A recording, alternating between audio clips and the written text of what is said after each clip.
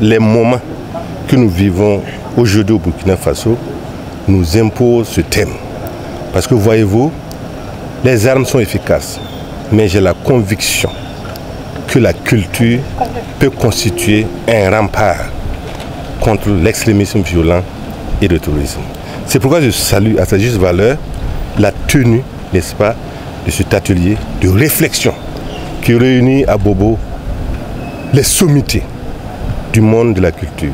Et nous pensons qu'au terme de leur réflexion sortiront des idées fortes pour nous aider à venir à bout du terrorisme. Le meilleur plan, c'est de faire en sorte que tous les sujets de réflexion, j'allais dire du baccalauréat, proviennent des livres. C'est la seule manière qui, à mon avis, peut amener les élèves à s'intéresser, n'est-ce pas, à la lecture. Donc j'ai la conviction que de cette manière, nous pouvons amener les élèves à lire beaucoup. Parce que voyez-vous, il n'y a pas seulement que les élèves. Tout le monde aujourd'hui abandonne pratiquement l'écrit, les livres, et ça c'est malheureux.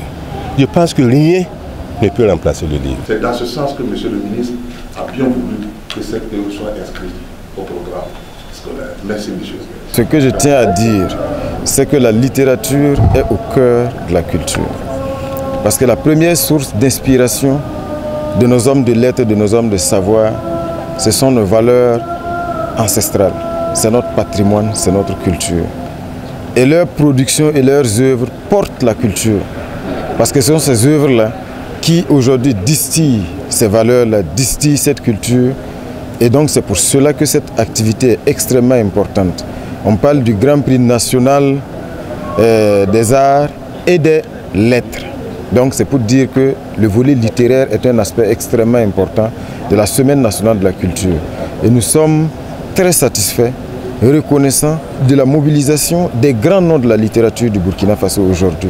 Quand vous regardez dans cette salle et que vous voyez à côté de Monseigneur Anselme Titiama Sano, vous voyez l'ancienne ministre Bernadette Dao, vous voyez le ministre Baba Ama, le docteur Konaté, pour ne citer que ces noms-là, le professeur Salaka Sanou, que demander de plus?